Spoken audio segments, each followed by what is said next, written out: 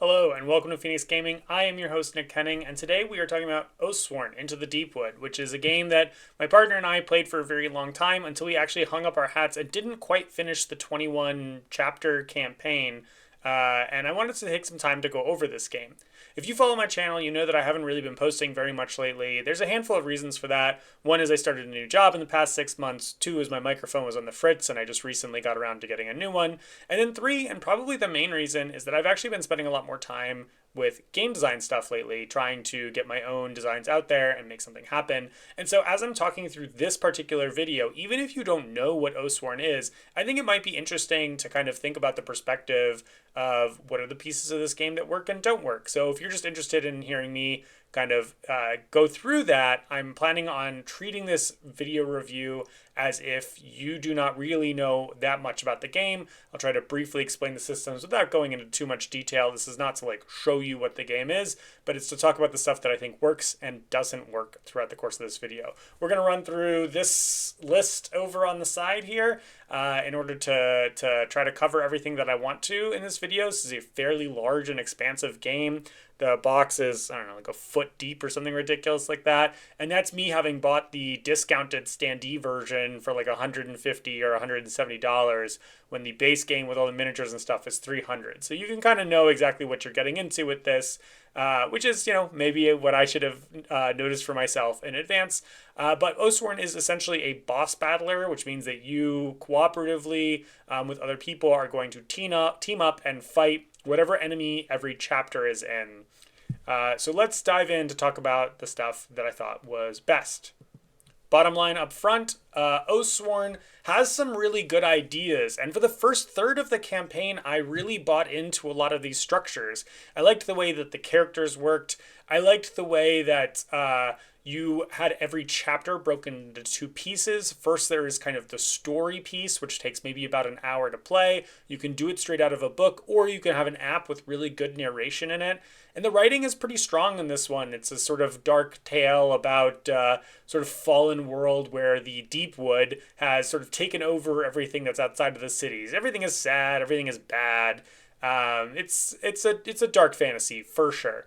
And I think that stuff all worked for quite a while. And then after you do that sort of, our narrative component, you can then either in the same evening or for us most likely on a different evening, switch over into doing the sort of primary combat that you're doing for that session, which will also take somewhere between 1 and 3 hours, depending on how fast you are and depending on how complex the specific scenario was.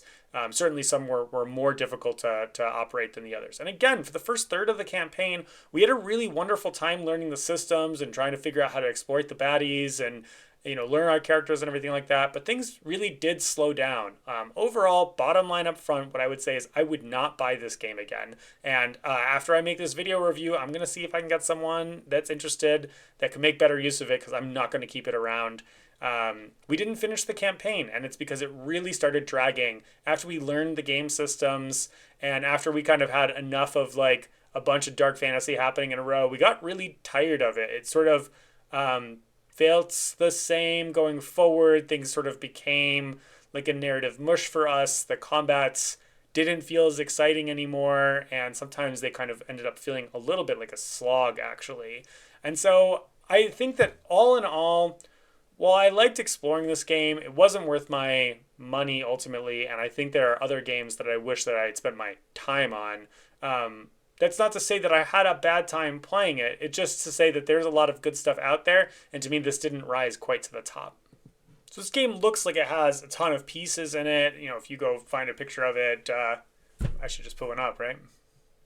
Here's the piece layout from their website. So you can see there's cards and cubes and dice and everything. And this game has a little bit of luck management, a little bit of deck management, and little tokeny things. This is like your mana that you can use to power your things.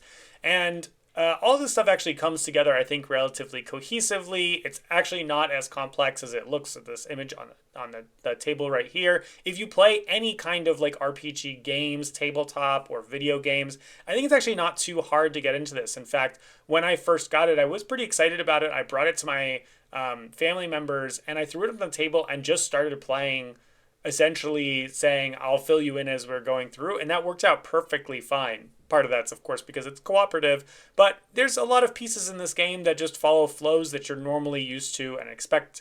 And then some people might see that as a negative, but I actually think from a design perspective, that's strictly a positive, because then it just means that you can focus on the things that are different about this game. One of the little things that I really liked about this game is they have these tiny little tokens that are like impossible to see. These like miniature little guys with these small icons on them. And you would accumulate these tokens throughout the course of the narrative, and you had some base ones for your character. So you would have different tokens in every fight. And what they do is they give you a nice little decision point. Hey, I want to increase my defense here. I want to increase the value of my attack here. I want to reroll this die that I missed on here or whatever. And you get to, kind of cash those in when you want to. But the thing that works out really well about these is the game has a rule that essentially when you miss, you get all the tokens you used back plus a little gimme. And so you never feel like, oh, I really committed to that attack and I was punished for it. Instead, what you feel like is, okay, I did miss. That does suck. But now I can kind of like grit, dig deep, and I can pull together a better attack for the future. Even though I tried to set up this nice combo and I completely, zeroed out here, there's a chance for me to kind of continue using my tokens. I'm not double punished for committing to something and then failing. The monster designs are sometimes really wonderful. In fact, I'm really going to talk a lot about this at the end with tons and tons of spoilers for people. This will spoil the very first one. But each monster design comes with 2 cards.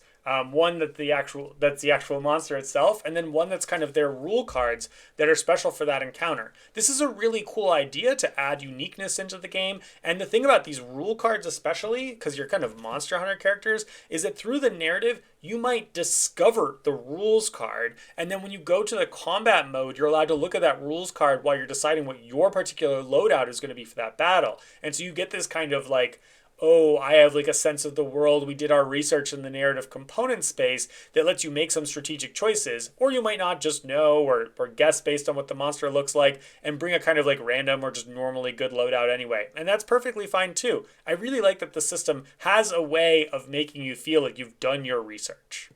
Finally, there's a couple moments in the narrative where there's a handful of little mini games that you don't really expect that come out of kind of nowhere. And I'm reticent to sort of spoil them, but I'm going to semi-spoil our favorite one, which essentially was a game where you had an image about where you were, and then you had to listen to the text or read the text, however it was, and determine where on that image you were located, right? So you were kind of like sneaking through this thing. And that was a really clever way, you like listening to people moving and stuff like that, to say, okay, well now should I turn left or should I go straight or will I go right? And you are supposed to like put together kind of the clues. And that was a really neat little puzzle system that I'd never really played before. Didn't take a lot of effort to put in. It felt like this game, actually this whole game really feels like someone ran a very good Dungeons and Dragons campaign and said, why don't I turn this into a game? And lots of these good systems in these games, have little mini game moments. Some of the best like narratives are when you as the, dungeon master or whatever, feeling creative, you come up with a particular little game that your players are going to play. And I really liked those components of this game. Some of them got a little bit overused at points. Like there's one there you kind of moved around essentially like an 8-bit map that was really cool the first and second time we did it. But by the 4th time, it was kind of like, okay, yeah, we're moving around this map thing again. But anytime they put in these little novel things, it was a nice little touch, honestly. I'm going to move on to talking about deteriorating systems, which is a phrase that I just made up right now to explain systems that I really liked at the beginning of this game, but then kind of fell apart for me the more and more I played. So the main thing that they pitch about this game is that when you have your character, you sort of have a 3 slot, a 2 slot, a 1 slot, and then a 0 slot. And at the beginning of your turn, you're going to pick up all your cards on the 0 slot. And when you play a card into the 3 slot, you're going to rotate everything from the 3s to the 2s. And when you play something on the 2s, you're going to take everything from the 2s and put them into the 1s. And then when you put something in the 1, you're going to put everything from the 1s into the 0. And that's a cool little system. It's a nice little like management system that actually in this game, the most clever part about it is that it rewards you for attacking and defending, because defending, you get to play the cards for free for no mana cost. But of course, you're being attacked, so it's going to hurt your hit points. But it allows you to manage your cards better. And so I liked that it had this push-pull between, hey, taking damage means that you get to manage your cards a little bit better.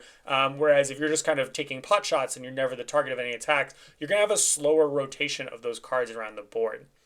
It was really cool at first to learn and understand the system, and honestly, I'd love to see someone employ something like this in a Euro-style game, because I haven't seen something like this before. The problem was that after a while, it didn't really...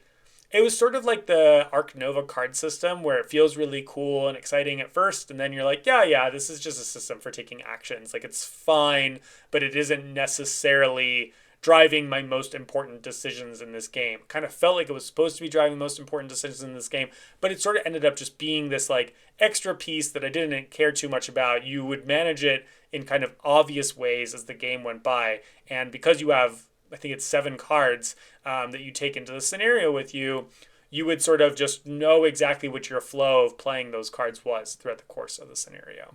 Then they have these like injury cards, which is just a pile of text. This is one of my biggest complaints about this game when I get to the components. But this one says broken leg, right? Each step is agony and blah, blah, blah. When you have these injury cards in your hand, which you've received from essentially getting beat up or dying exhausting in another scenario, you would then carry those injury cards forward into future scenarios, and you'd be forced to play that card out of your hand.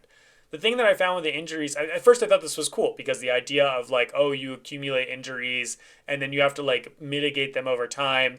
But this sort of is just, first of all, a lose more system, where if you're losing, then your hand gets worse and you just have to deal with being shittier over time, which I don't think is that exciting. And the management of these cards is just, you must play them out, and then they rotate around the board as you're rotating your other cards. If they were annoying, then you would just not rotate them, and most of the time actually the injuries were like not that impactful, so you just had to deal with this extra overhead, but it didn't actually make it harder to play the game, so it just sort of became a tedious part of the system.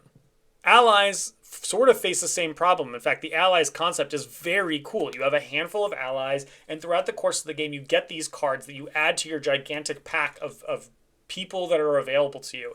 And when you exhaust in a scenario, you come back as an ally. You can just try to replace that person as an ally, so that you get to keep playing the game, so you're not eliminated out of it. This is a very clever way of having it, if damage is unevenly distributed across your party, that you have someone that you can come in as. They're not quite as strong as your base character, but you still get to engage in the combat, and it also keeps that teeter-totter a little bit more balanced. Clever little system, but in reality we had this giant stack of allies, and we only ever used a handful of them, because you would just pick the one that was the most powerful, which generally was like super obvious which one it was.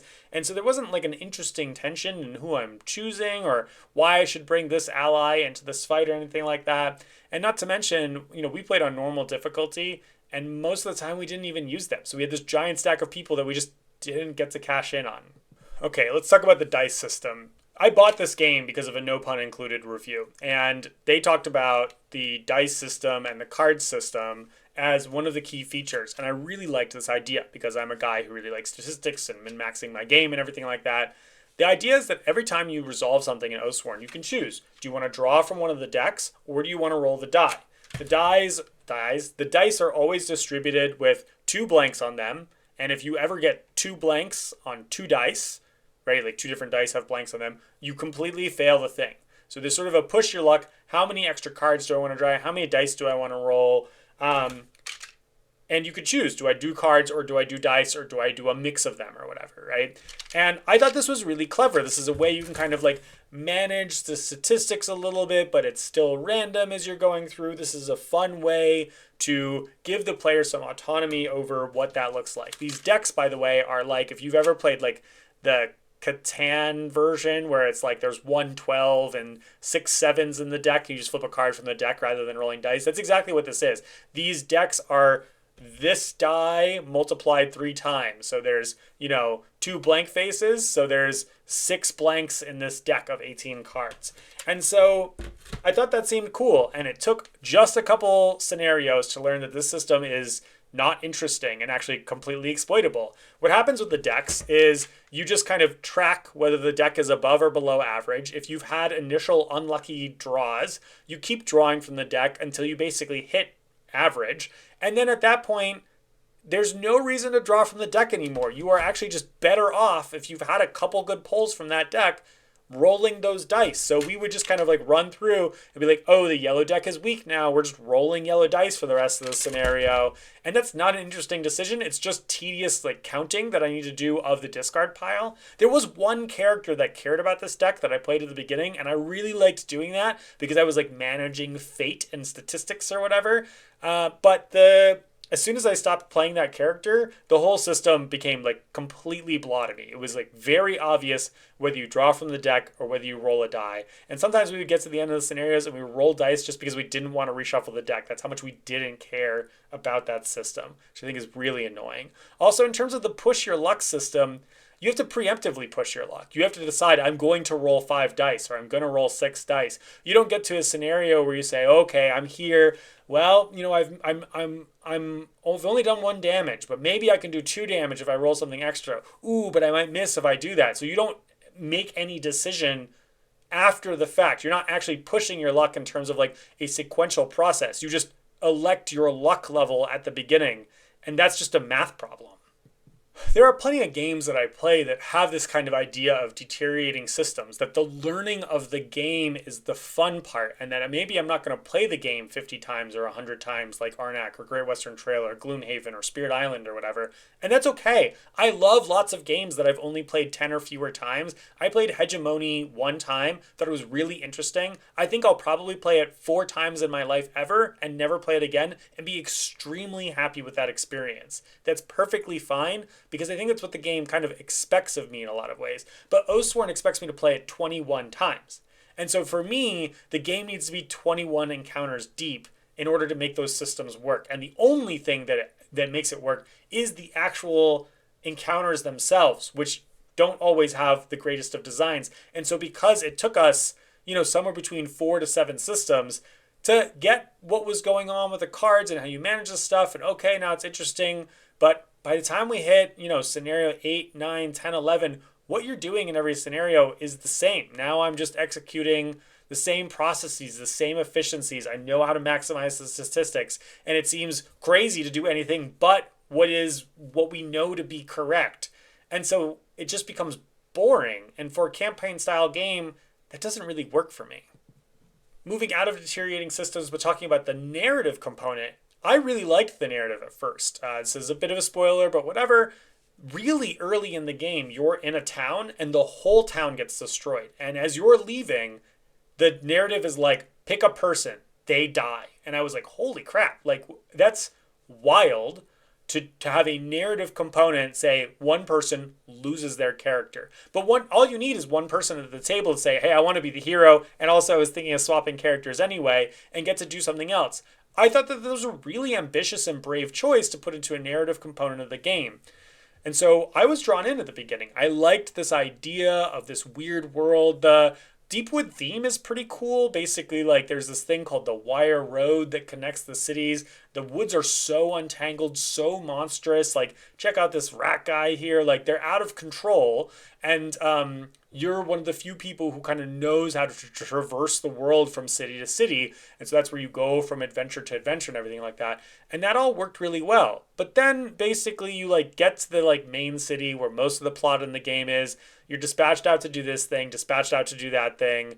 And then about halfway through the campaign, you like learn what the ultimate thing is, like the evil in the dark of the wood that you're supposed to deal with. And then you spend the other latter half of the campaign chasing MacGuffins to pull things together to go fight that. Look, that's okay, but it doesn't, to me, scream good writing. Like, it's great. It's solid writing. It's one of the better writings that there is in these campaign style games, but it wasn't groundbreaking. It wasn't revelatory, and that's okay, except for the fact that these narrative components would take 45 minutes to an hour to complete. At the beginning of the game, where they're setting the scene, really dramatic stuff is happening in this like initial city, it worked for me. It was really great. But then later on, when it's like, okay, we're going to this place. Oh, there's politics in this other city. I don't care about these people who are all horrible to each other. And like it just started to really drag for us. Like I used to really look forward to the narrative sessions because it was something that was different about Oathsworn from other games. Other games have much shorter snippets. And this one really asked you to basically do like a choose your own adventure style, to get there. And, I understand from a design perspective, like you're going to choose your adventure. It's not really going to take you anywhere. Like you are going to end at the predetermined endpoint every time. That's fine. I don't have a big problem with that. But there were just times when the amount of work, and by work, I just mean time that passed by in real life to get there didn't feel like it was worth it. When they did something funky, these little mini games that I mentioned that come up in the narrative, or when there was like a scene state transition, that stuff all really worked for me. It just was a little bit too messy all in all, because it felt like it wanted to be a book, but it wasn't quite there. By the time we got to the end of the game, felt like we actually had played someone else's D&D game. At the beginning, I felt like I was in a setting, a new place in a new world. But by the end, it felt like I was kind of being pulled on this adventure thread that had already been executed somewhere else. And I didn't feel as much like kind of control or, there never really was control, but I didn't feel as much ownership over it, I guess, as we got through. All right, so let's talk about the slick parts of combat. So combat always takes place on this hex board. There's two sides of the hex board. They are the same. You'll throw some terrain on it to make it slightly annoying, but it's basically a hex board that you can run around. Again, very reminiscent of just playing Dungeons & Dragons on the tabletop. But like I said, the monsters have two components, and this is one of my favorite parts about the game. There's a fair amount of stats for each of the monsters, and then special abilities that they have. They may or may not have minions that are associated with their specific encounter. The minions are very slick and easy to execute. They're just want to mob up, and they do damage based on the number of them. It really is about fighting the bosses, and the bosses have these kinds of like giant cards with the sort of like main sections where you put dice that are their hit points. It's always a 6-sided die. They always have 6 hit points in each of these things, but how hard it is to knock down those things varies from monster to monster. That's a pretty nice system. Honestly, this thing where you're like beating on the monster on different sides and you like see the numbers go down and then you like remove a die, be like, cut off this guy's tail, works for me. Like I think that's a cool way of capturing, hey, we really need to like tackle this behemoth here. And I think that's like one of the slickest parts of the system in terms of capturing that, like I am fighting something gigantic along the way. I've already kind of talked about how the player board and the like rotating of cards was not as exciting as I wanted it to be, that the dice were not necessarily as exciting as I wanted them to be. And so the player stuff was But like I mentioned all the way at the beginning, these little tokens, these little like perks, you got to decide like when you really wanted to cash in. When do I want to go hard on this monster? When do I really need this one to count? And you would care about that because when you cut off the tail or, stab them in the face or cut off their arm or whatever, the monster would become enraged. So just like a lot of video games that have these like monsters thing, there's like a card deck that like is revealed. This is the monster's AI. It says what they're going to do. You see the top card of the deck. You know what it is that the monster is going to do. And so when you cut off their tail, they immediately execute their attack against you because you're the one who cut off their tail rather than whoever it says that they normally target. This is a cool system. This is a neat idea because now you need to knock off the dice on this monster, but you're going to get punished for doing so. So you got to decide who's going to get punished, when you're going to get punished. And then when you take that attack, it means that another attack is going to come off the top of the deck that the monster is going to execute on their normal turn. So you really have to manage carefully when do you want to destroy pieces of this monster. And when we were learning this game, this was really cool. To me, this is like the beating heart of the system, much more than these rotating cards. It's this dice tracking thing that when you remove a die, something bad also happens. I thought that really it did a lot of work in a game where the monsters, have like an AI that you can kind of anticipate and plan around.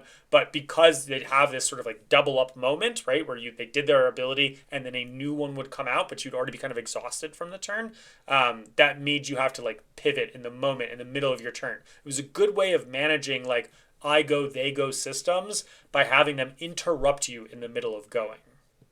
This die system doesn't quite fall into the deteriorating systems for me, but I'm going to talk about it in the sloppy section because it is a part of the problem why this game fell off for us. What we learned pretty quickly is that knocking dice down to 1 is basically no penalty, right? But knocking them off is really bad. And so ultimately, the game has 2 systems whereby you're punished for knocking off dice. One is this vengeance thing, and then 2 is when you knock off a certain amount of dice, the monster advances in stage to their more complicated AI cards. They always have stage 1, stage 2, stage 3. And generally the later stage cards were nastier. And so we sort of had this, like, at the beginning, everything you're doing is just chipping away at this monster, not doing anything, because strategically, you sort of want to cash it all in at once. Like, our last turns of the game, a lot of times are like the monster has 2 or 3 dice at 1 hit point, and we blow up one of the dice with one character, that person gets hit.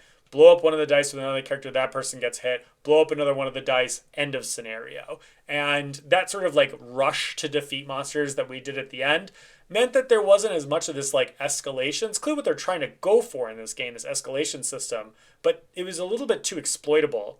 And I guess that you could argue that maybe is just the point of the system, but I think that there could have been some ways to come up with this that would have made it feel a little bit more natural, a little bit more, the escalation be a little bit more, I don't know, gradual, I guess, because what happens is like once we started killing them, like they would do damage to us, more bad things would happen, and then they would like get more complicated cards in their deck. It just felt like, why would I allow that to happen? I'm just going to manage the chaos by doing little things in the meanwhile. And then by the time we were getting to the end of the campaign, we were realizing that it was even worth just like missing at the beginning. Because remember that system that I told you that I liked, where it's like if you miss, you get your tokens back and a bonus token. By the end of the campaign, we realized, you know what? If I just miss while we're doing this chipping away part, it's not going to come back to haunt me, because really what I need is to be sure that I'm going to hit when we've decided we're pulling the trigger on something.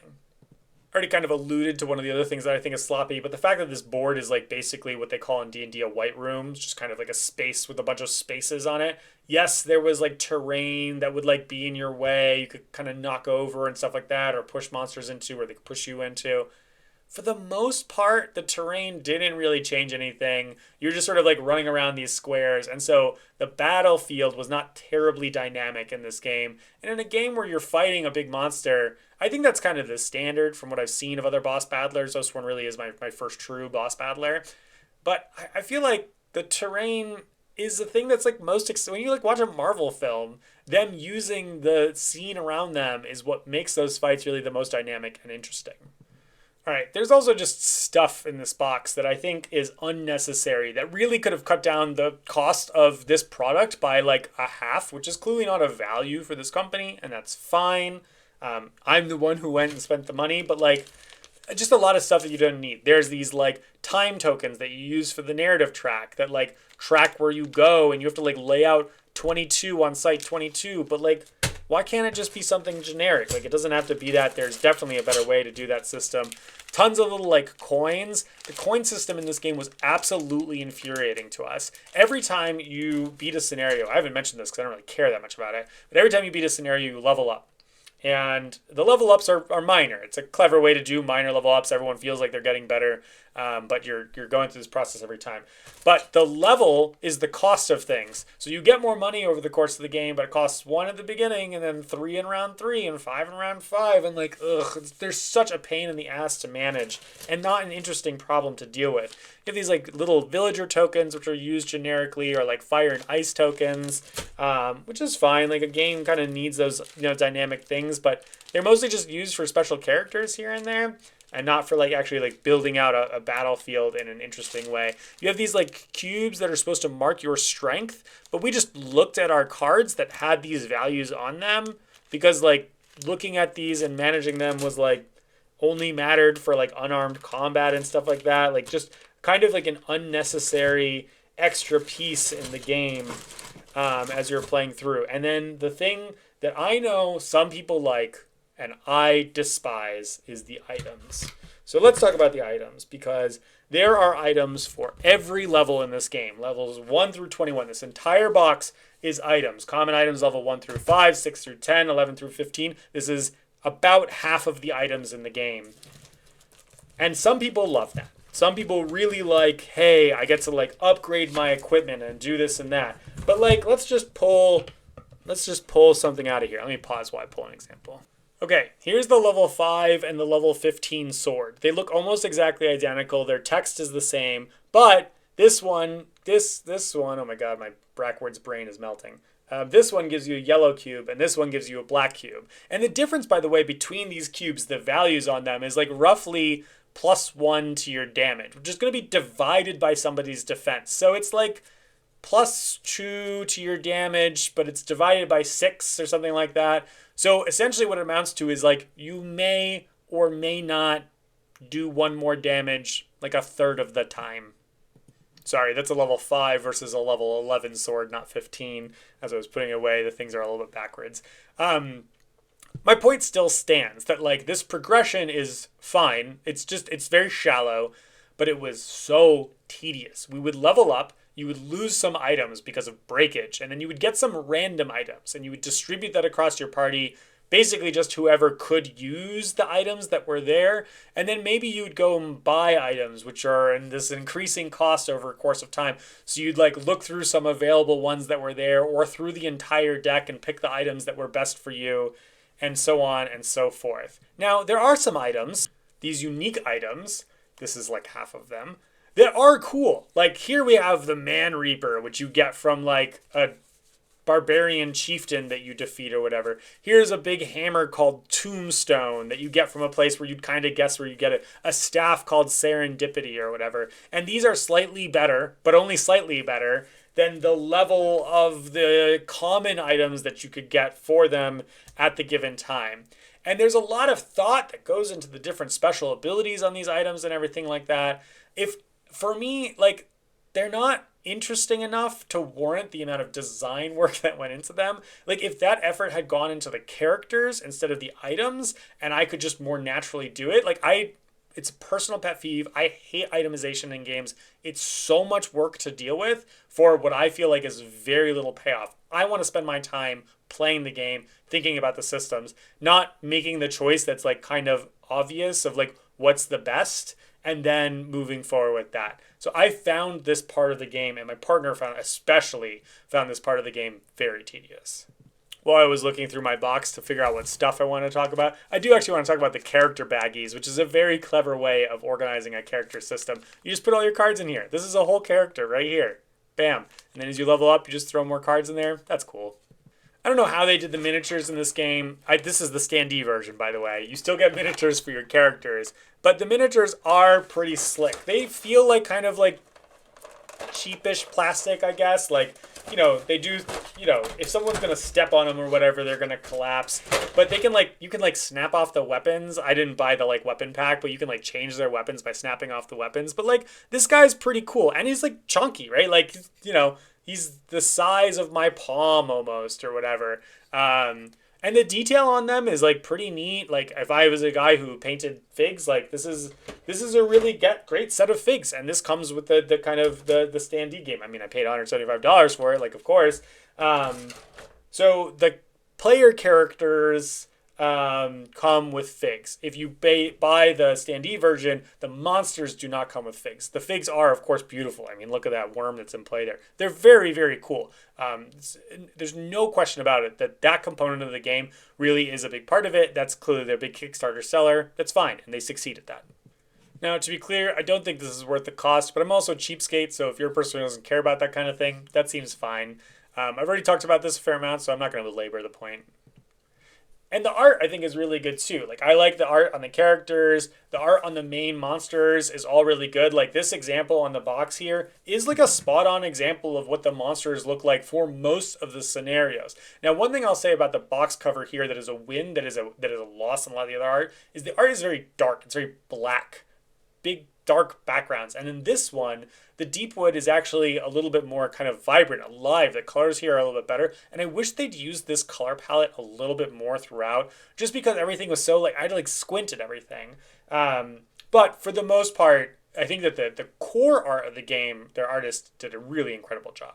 However, I think the cards are miserable. This is a character card, and this is the most colorful a character card gets. Most of them look more like this. So there's just a ton of text that's associated with them. And then this icon, the sword attack icon and this defend icon are very important, and you kind of see them here and there. But like that sword icon, it like is the same color as the text. The frames on these cards is cool, but the like white text on a black background, this is what I spend most of my game looking at, this card. And then to belabor this point, the monster AI cards are exactly the same. Again, good border, but it's just white on black text. And I'm spending most of my game reading this tiny print when I have this gigantic map of creatures. I'm spending my time heads down trying to like look at this stuff. And this is not a thing that generally is like a concern for someone like me. I'm like especially blessed and abled, and like I don't have any of these like issues. These were legitimately infuriating.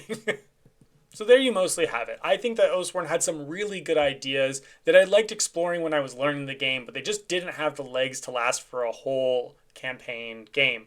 And this is over a long period of time. It's not like we blitzed it and then got tired of it. We blitzed it, got tired of it, tried to pick it up again. It took forever to pick it up again. And then when we picked it up again, it was like actually like a complete slog to go through it. It just really lost the wheels for us for a handful of reasons. That being said, I do think that one of the best parts of the design of this game are the encounters themselves. Some are wins, some are losses. I'm going to spend the rest of this video just going through every single encounter, which is all strictly spoilers. So I'm warning you now that that's what's going to happen. And I'm not going to spend a ton of time on each of them, but because there's 21 of them, it's going to take a minute. So if you're pretty much not interested in seeing that, that's fine, go on. But if you're just thinking of ideas for like, how can I run a good tabletop RPG game, or what makes for an interesting encounter, keep watching. Fight 1, you battle the big rat on the box. This is mostly a good encounter in that the rat is very straightforward. This is a good tutorial encounter. The only problem with this as a tutorial encounter is that it comes with minions, which I think I would just have introduced in the second scenario. I mean, I would maybe even consider fighting the same monster that has minions in the second scenario, make the story around that. That's the only thing I'd say as a criticism here. But otherwise, this is just like a clean, straightforward fight that's meant to teach you the game. Fight 2, Gigantic Satyr. This is an awesome fight. Like, this is a really cool thematic bad guy. He's a big hulking, mischievous guy. He makes you hallucinate and gives you weird cards that make you do funky things. And you can slap somebody, you can hurt them, make them snap out of it to get rid of their hallucination cards. This is a really cool idea for a fight. It makes the players kind of have to like manage each other as well as the monster. Again, he's on the more straightforward side. But the only thing that I would say from a design perspective is that I would have put this a little bit later, maybe encounter 4 or 5 in the game, because people haven't had a chance to really learn their rules yet to start throwing like weird hallucination things at them. I think it's a little bit too early to drop the shenanigans side of thing, that kind of shenanigans enemy. But I do think this is a really cool encounter and something that I would definitely like replicate style-wise in other fights that I would be running in the future. Fight 3 is the giant worm that they showed on their website here. The giant worm fight is the thing that sold me on this game was fun to play when I was first really getting into it. That's because I really think this encounter is super clever. The way that they do this is they have 3 miniatures, that head, that body, and that tail that you see there. And then every time this worm moves, the head goes, buries underground, comes up somewhere else. The body goes where the head was, the tail goes where the body was. It's so obvious, but like it's just a very slick way of having this like undulating creature move around the map. There's also some like NPCs here who are trying to run away and everything, but just the movement of this monster and its physical presence on the board was so intimidating by itself that it did really awesome things. Also, at some point, like the head eats you and you have to like cut open the belly to like save someone from being eaten by the worm. Like that is amazing, like an amazing piece of design to like mechanically tie into the game very cleanly. I thought was very, very nice. The last thing that made this cool is that against this monster, it sensed vibration, so you can stomp on the ground to get its attention, to draw its aggro to you, which added another layer of really fun management to the game. I really, really liked this monster. Like I said, I mean, I think the design of it is really clever. They managed to do it without adding too many complex rules into the game. And just the physical presence of how it was, even though I don't have the miniatures, was really incredible. Fight 4 is really interesting and has some pros and cons for me. So this is a fight where you're fighting a whole tribe of people rather than fighting a boss. You've got looks like 6 different people that you're defeating throughout the course of this encounter. And there's stuff about this that I thought was really very cool. I like that they tried to challenge the system that they have rather than being a boss. Can we spread this across multiple people? And they dealt with this sort of like escalation thing by making it that like when you defeated somebody, it made the other people angrier, so they fought a little bit more. That part was a little bit like weird for me. I think that there could have been other ways for them to kind of do the escalation, but I thought that this was a good design challenge to push how can we use this system in more creative ways. And if I was going to criticize this in one way, it's that I think that I wish that they had actually pushed this design a little bit more rather than the obvious escalation that happens every time. If I defeat somebody, like this could be a monster where like when I knock a die off, they don't react to me. So specifically me going and attacking people changes the dynamic of the game, because already by the time that we'd fought this fourth fight, we're learning the system of like knock them all down to one and then, knock them down like pins or whatever. And so I think that this could have been a really good opportunity to change up the formula that becomes a little bit too solvable for me in the course of the game. But I do really like that they're trying something ambitious and different with the system. This villain is so unmemorable that I needed to go back and read the rules to understand what exactly it was. It's a giant fly that infects people. It turns those infected people, like civilians on the board, into minions, which is totally fine. It kind of just runs around and does shenanigans. Clearly doesn't like ring a bell for me because I think it was just a monster doing monster things, and it's fine to have some fights where a monster is just doing monster things, but I don't have anything to share about this one. Another one where they're pushing the boss battler definition by having 3 guys with 2 dice for hit points, which again I think is kind of an interesting choice. This one again has an escalation, like if you kill an entire character. So we just made them all really weak, and then after we put them all to 1, we just killed them all. So again, I wish that this design pushed a little bit more against the like normal play patterns that you would execute in a game. This one had this kind of like, these are like hunter-killer type guys, so they would like mark a certain person and chase them all around the battlefield and stuff like that, which was fine. I liked the idea of this when we put it on the table, and then when we played it, I think that I was like a little bit whatever about it. Okay, this guy looks cool as hell. This is like very kind of Warhammer 40K giant. I mean, Warhammer, just because not 40K, just Warhammer. Giant, meatheady guy. And the story in this one was really cool. I remember it even though it's been like well over a year since I played it. You were in this city, and basically he's like a corrupted paladin that went insane and was like killing all these civilians to like get their powers to cast some super blood ritual or whatever. But the way that you like misread to find out what was going on and the different paths that they had to get there was actually really interesting. So I thought that there was something very cool about this story, and the creepiness of it was a nice break from the everything is horrible in the woods, and actually like there's corruption within the cities as well. And that this was like one of the like the main good guys essentially in this town, not like as a person, but like this entity that was like perverted. The world is very corrupted. They really make that point, right? Also, if you'll notice, he only has 4 hit point blocks rather than the other ones. He is able to heal himself, which is just the way that they balance it out. This one actually does feel like a departure from the norm, and so they, I think, did really challenge themselves to find a way to make a nasty guy that operates differently from everyone else and is thematically appropriate, because even though he's this giant hulking paladin, he shouldn't be as big or as powerful as some of the monsters that go around in the Deepwood. So I think that that makes a lot of sense. My only problem with this is that the healing thing puts back dice that are knocked off. So it further means that you should just do our strategy of knock every die to 1 and then kill them, because knocking them off was like doubly as painful, because if they put a die back on, they will re-trigger their reaction when you kill them. Cool fight though. Round 8, it's our friend the Satyr again. This is actually a really nice touch. He escapes essentially in the second scenario, and you don't really think too much about it, or at least I didn't at the time, but him coming back was like a really fun moment. And also, this is like, basically he's like mind controlled a bunch of kids, and the kids now empower him by looking at him with their orange eyes or whatever, which is like all good and fine.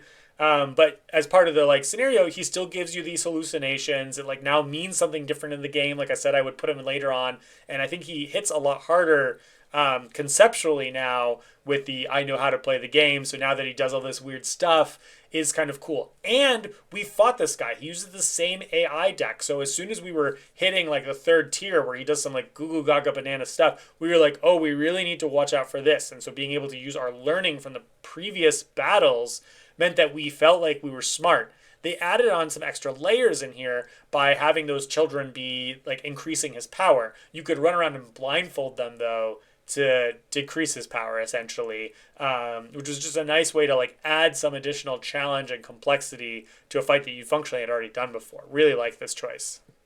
Fight nine's a slug. He's got a shell, so he's hard to hit. And he's got 7 dice, so he's really beefy and he poisons you. He's a slug. Pretty classic encounter, honestly, in a lot of ways. Like, this is sort of like a classic video game encounter. Again, like I said, every once in a while, I think just breaking it up with like a random big meaty bad guy, like, is totally fine. Nothing memorable about this one, though. Okay, fight 10. Now, this guy is what I'm talking about. The Forgotten King, who, arguably should be your friend, but you're incapable of making friends, apparently. This is a cool design. You've got this main guy here, and he's got 3, bioforms, they call them, mega animals or whatever, that come on the board. And he's got 2 modes. This is really where they are pushing the design of this and breaking the fundamental rules of the game. So I really liked this design in that way. He's got 3 dice of hit points. Each of these guys has one die of hit points. So when you destroy them, that piece is removed from the board. And everything runs off of his card. His card just says, this bioform does this or whatever. And he starts not in play. It's the 3 monsters that are in play. And he just is ranged. He's shooting you from the trees. And he has 2 different command decks. I'm shooting you from the trees and I'm actively in play fighting you. And so this idea of having to battle his guys first and knock these dice out to bring him out into the open challenged our normal conceptions of how we did the fights and the tempo of the fights. This is exactly what I was talking about with making some brave and bold and different choices in terms of how the structure of this game worked. I really liked this one. It reinvigorated me. This is scenario 10. So like I said, I'd kind of been flagging at this point, but this one I thought was a really great choice. And I really like the art on this guy. He's super cool. This one was also a bold design choice, so I applaud him for doing that, but this one didn't quite work as well for me. So you'll notice that this guy has no dice on him anywhere, the Shadow Man. That's because he essentially possesses your characters and you attack each other or whatever. And then the only thing that you're really attacking is you might attack the possessed character to kind of like knock him out of them. And there's all these shadows that are constantly moving that you would attack to just knock them to the edges of the board. The shadows moving that you would like attack to move to the other board, honestly, was kind of a tedious part of this experience. It was like always moving things every turn and then pushing them back again. And I think it was supposed to capture this idea of like, oh, the creeping shadows are coming and coming and coming. But having that in conjunction with the possession thing, which was like look at this is a giant block of rules for just this character. It was a little bit too much funkiness in one fight. So I think the kind of lesson that I take from this one here is like really leaning into what is this fight about? Is it about infinite creeping shadows or is it about being possessed? And leaning more into one or the other, I think would be good. The other thing is that the third component of this that's unique is that in this fight, and I like that they did this, just living through the entire AI deck is the goal. So just being around for long enough, essentially, for the scenario to end. And that I really thought was a nice, clean little choice to do something different. Whereas the other stuff, it's like it's 3 different things in one fight. And I think they could have broken some of these ideas into other ones for a little bit more of a crisp experience. I think this one is like an optional fight where this character you can unlock or whatever, and then they start off fighting you, and they can summon people. It's a lot like the Hunter King fight, but just less interesting. So I don't think this one like brings no memory for me whatsoever. I think that it probably, from rereading the rules on this, just didn't do as much as the one from 2 fights before that I think was way more like compelling. Here's another Scar Tribe one. This is one where, I said before I really liked when they revisited the Satyr. This one was fine. It was like, I think not as interesting as the revisit for that one because the setup, I think, didn't really change enough. I think it was like the story just like wasn't as compelling for me. These characters end up mattering again later in the campaign, but like I don't really care about these random barbarian bad guys. I think at this point it's like I kind of have bigger fish to fry, that like these being my enemies felt a little bit odd. Um, is maybe part of the problem that I had with it. They also like had this like set on, like a tree chop village with like a fire in the middle, and like you could like get knocked off the side of the ledges or whatever, and there was a lot of rules in this about dealing with that stuff. And like it mostly didn't matter. And so it's like I like that they tried to make the like I said, I wanted the scenario, the setting, the terrain to be more relevant in fights, and they tried to do it in this one, and I think it just didn't quite work. Fire Witch, while this is just kind of a standard trope, I actually really like the way that they designed this encounter. So you'll notice that she only has 5 dice across, but this one requires you to march essentially from left to right and won't actually like destroy anything on her or remove anything from the board. So it's just a counter. It's essentially like a DPS check. How much damage can you do quickly while you're working through these? But you'll still trigger the reactions as you move through these stages. So you have less control over it, which I liked because even though it being more straightforward and maybe less interesting, I liked that it changed up the normal way that we were playing the game and how we had to think about when we were triggering these dice and everything like that. She does a bunch of fire things and has another free company, which is the name of the kind of group that you're in, that she's controlled. All that stuff is whatever. But the other part of this that I thought was really very cool is that the AI deck, rather than being kind of its like different stages and structures, checked how many tiles of fire there was in play and then did a different attack based on the quantity of fire. So she would jump between different decks, and you could kind of anticipate this is going to be a really bad round because there's a lot of fire in play. She's going to do something mondo and bad, and then she'll consume some of that fire. And so you could spend time being like, oh, do we want to change the ability that she's going to do by spending some time stamping out fire on our turn? Or do we want to just kind of like plow through and accept that we're going to take a giant hit here? That made for some really interesting choices, which was great because we traded off, dealing with this choice for making an on-board strategic decision, which I really liked. It's Shelob. She has spider babies or whatever. They come at you. You've seen this trope in RPG games before. I think having trope monsters is a good idea. This is perfectly fine. The fight's not super interesting. The thing that is most interesting about it is at the beginning, she's not in play. So you're dealing with her like swarm of children at first, and then she shows up at a specific time in the game. So you're kind of just for the first couple of rounds in trouble and trying to like keep it together until she shows up and you can start dealing with the real problem at hand.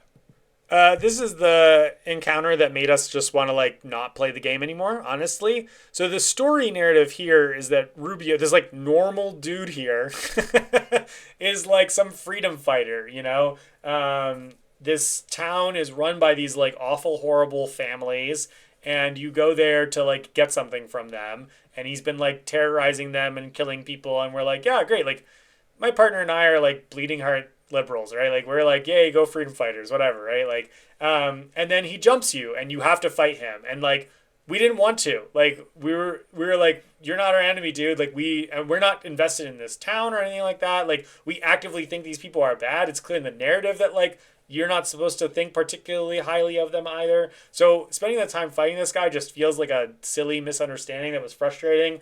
I honestly can't even talk too much about the actual experience of the combat itself because we were just emotionally frustrated with having to deal with it. The Ogre of Thrace is a giant dude with 7 spots, and he's got the highest defense of anybody in the game. He's like covered in these like horrible sores or whatever that have turned into rocks.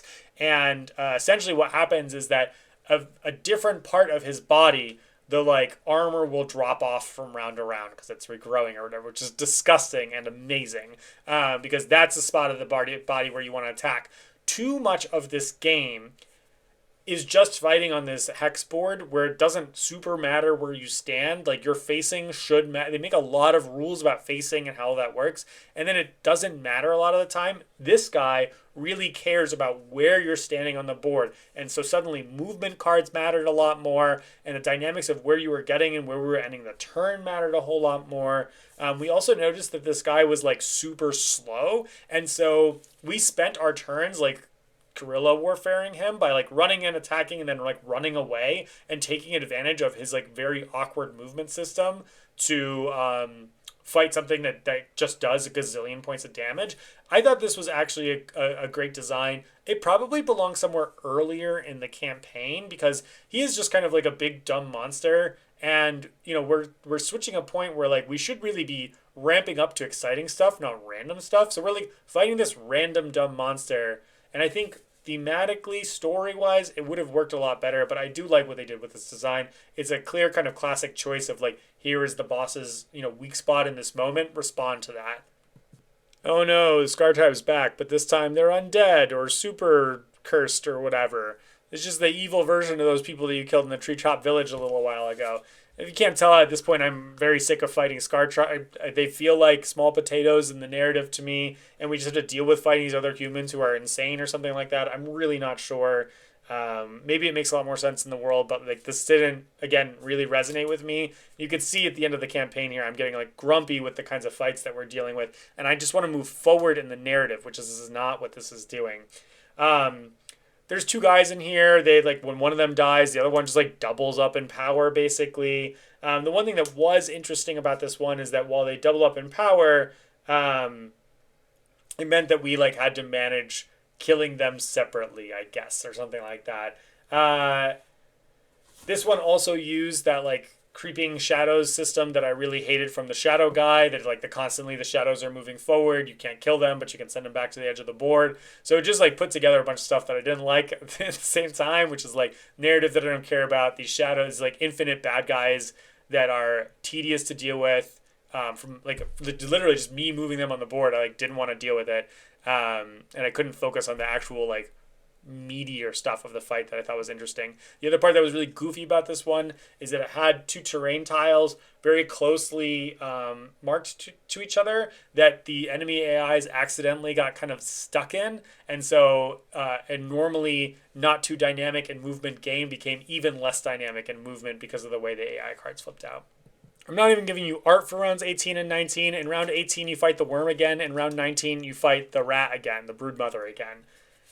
I said earlier that I liked the idea of going back and fighting people again. And I think one of these might have been okay, particularly the worm, which I said is my favorite, or the broodmother because you'd only fought her once at the beginning and like maybe they could ramp her up, but they barely add any different rules. Like the worm's even almost exactly the same, where this time rather than having citizens, you have soldiers. And there's something about parallel design that is really interesting. The soldiers help you rather than hurt you, or like, you have to deal with them or whatever. And then they just make the worm follow the same rules, but like with Mondo stats. That's not that interesting of a difference, and I like the idea. I think that they could have done something a little bit more interesting with the worm to make it feel like you were doing something different. I did like having a callback, but having two of them in a row was just a little bit of a whiff for me. And if you're going to do another callback at this stage in the final 3 to 4 fights of the encounter, I'd rather be fighting the satyr, because now he could be this like recurring enemy that shows up for a third time. Like I said, the broodmother herself is like not that interesting, and they don't really add that much to this that I think steps it up. So these end up being kind of like a little bit more like farts in the wind than like very exciting fights as you're like approaching the climax of the game. Speaking of parallel design, I think this is a missed opportunity. You fight yet another witch. It's the reason that you went to, that terrible city in the first place, is to get another witch because they're really important to the narrative of the game. But she wakes up because for 3 scenarios, you haven't had enough drugs to keep her drugged, and you know that it's coming for 3 scenarios, and finally she wakes up. She kills a whole bunch of people around her, and then she uses their bodies to fling at you and stuff like that. That's fine, whatever. Like, that's a clever way to do the system. But we just fought a witch not too long ago, and that witch used a system whereby we, like, knocked down her dice, and what she did on her turn was dependent on, like, the systems in play. And so, like, couldn't this character have done something like that, except for she's, like, counting the number of bodies in play? I think that this is a missed opportunity to, like, kind of make a callback, but do it in a different way. But this fight was fine. It was, like, kind of different. I think I was just disappointed that it didn't use an interesting system like the other witch did. My partner didn't care about any of the campaign, but I did. So I actually fought this guy by myself.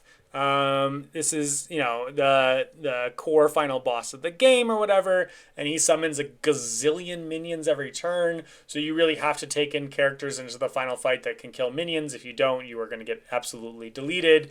And I kind of went about halfway through the fight, fighting him before I just wrapped it up and said, you know what, I'm going to just count it as a win. I didn't actually even care to execute it all the way to the end. I do think that this one actually is an interesting choice, but I wish they had done something like this earlier. So in this one, the main bad guy doesn't move.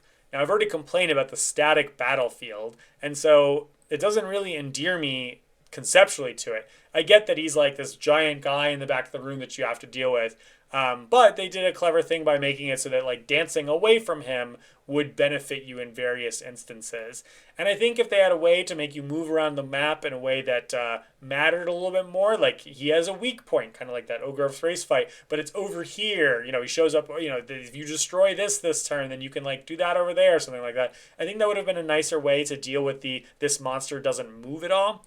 But by throwing a million minions on the map, it did make for a different dynamic than other fights. But I don't generally want my boss battle or final fight to be fighting a gazillion minions. I want to be fighting the big bad at the end. And so I think that using this idea of a huge minion fight would have been better one or two scenarios before. And then you have it where you're facing the final ultimate version of him. And now you're just fighting the big behemoth at the end. And dealing with that core part. To me, I think that would have been a more narrative satisfying way to end the campaign. But maybe your experience is different. That is all 21 encounters of Oathsworn into the Deepwood. If you've watched all the way through this video, I'd love to hear your comments, whether you've played this game or not. What did you think? It's been fun to talk about. And if you're looking to buy a copy of this game, I'm happy to sell it to you.